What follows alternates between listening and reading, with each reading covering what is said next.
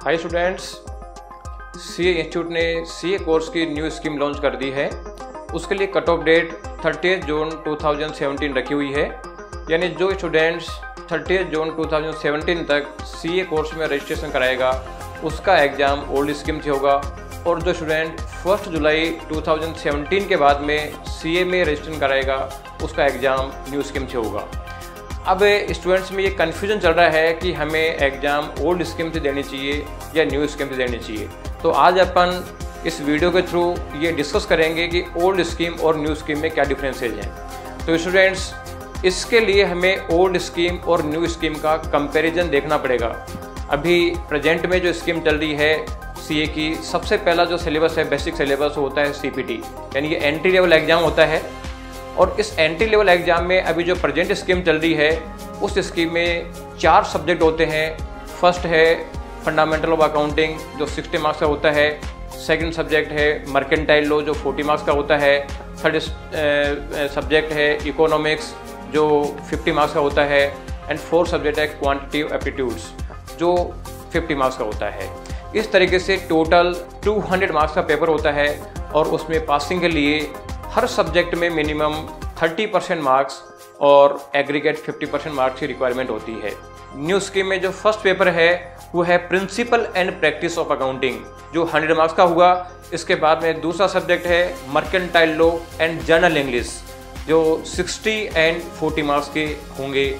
इसके बाद में थर्ड सब्जेक्ट है business mathematics and logical reasoning and statistics जो business mathematics and logical reasoning 60 marks and statistics 40 marks का होगा।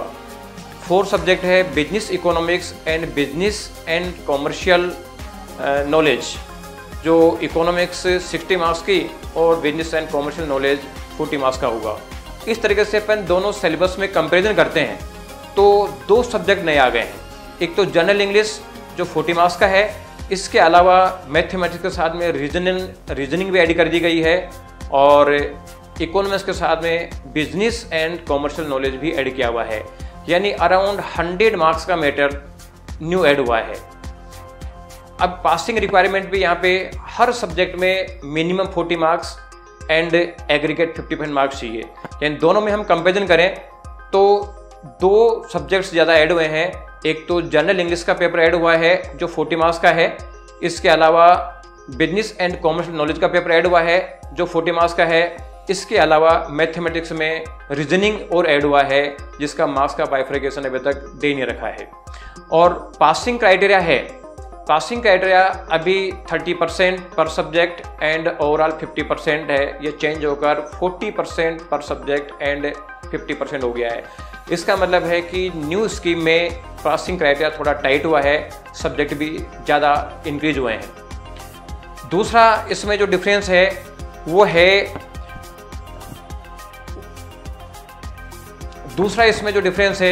वो है कि फर्स्ट एग्जाम कब ड्यू होगा।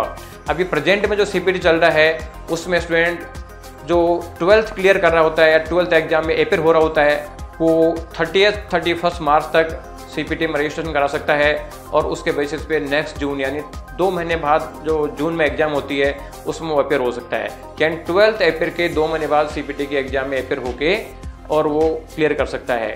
लेकिन जो न्यू स्कीम है उस न्यू स्कीम में जो स्टूडेंट अभी 12 में अपेयर हो रहा है मार्च में, वो रजिस्ट्रेशन कराएगा 1 जुलाई तक, और उसका फर्स्ट अटेम्प्ट ड्यू होगा नवंबर। इसका मतलब है कि एग्जिस्टिंग स्कीम में आपका 6 मंथ का पहले एग्जाम हो जाती है और न्यू स्कीम में 6 मंथ बाद एग्जाम होगी। अगर आप ओल्ड स्कीम प्रेफर करते हैं तो आपके 6 मंथ सेव हो सकते हैं। एक डिफरेंस इसमें और है, अभी तक चारों सब्जेक्ट का ऑब्जेक्टिव टाइप पेपर होता है, यानी ABCD बेसिस पे क्वेश्चन आपको सोल्व करने होते हैं। लेकिन जो न्यू स्कीम आई है उसमें पेपर 3 एंड पेपर 4 ये ऑब्जेक्टिव होंगे, और पेपर जो फर्स्ट और पेपर सेकंड है ये सब्जेक्टिव होंगे। तो ऑब्जेक्टिव पेपर में पास करना ज़्यादा ईजी है कंपेयर टू सब्जेक्टिव पेपर में पास करना। इसलिए ये लग रहा है कि सीपीटी के मुकाबले में जो न्यू फाउंडेशन सिलेबस आ रहा है उसका रिजल्ट थोड़ा कम रहने की संभावना है। सीपीटी का एग्ज़ाम सीए फाउंडेशन से काफ़ी बेहतर है। उसके कुछ रीजंस हैं कि सीपीटी के एग्ज़ाम में 6 मंथ का टाइम सेव हो जाता है, और फाउंडेशन के एग्ज़ाम में एग्ज़ाम 6 मंथ लेट लगेगा। इसका मतलब स्टूडेंट 6 मंथ डिले हो जाएंगे।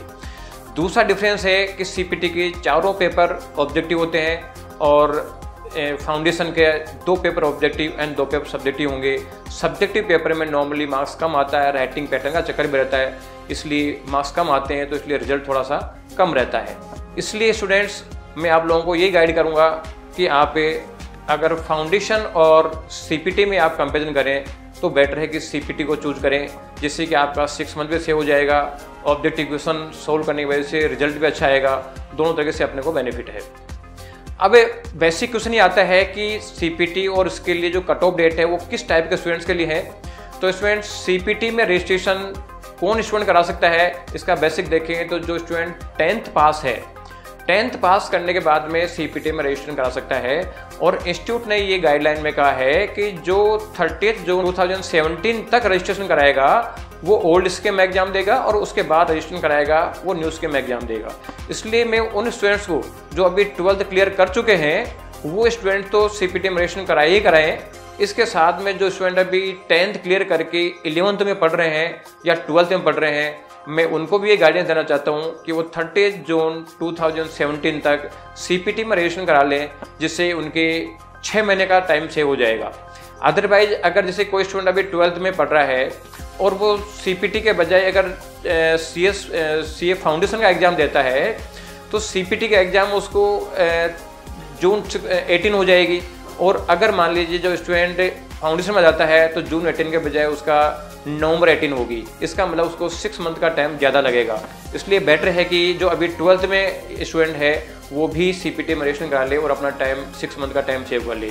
और इवन जो स्टूडेंट अभी 10th क्लियर करके 11th में स्टडी कर रहे हैं, मैं उनको भी ये सजेस्ट करूँगा कि वो भी 30 जून तक सीपीटी में रजिस्ट्रेशन करा ले, 30 जून 2017 तक सीपीटी में रजिस्ट्रेशन करा ले, जिससे कि उनका एग्ज़ाम भी जून 19 में हो जाएगा।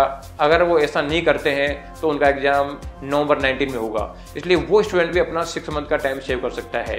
इसलिए मैं आपसे यही आपको गाइड करना चाहता हूँ कि आप अपना टाइम सेव करें और अर्ली से अर्ली 30 जून 2017 तक सीपीटी में रजिस्ट्रेशन कराएं और अपना टाइम 6 मंथ का सेव करें।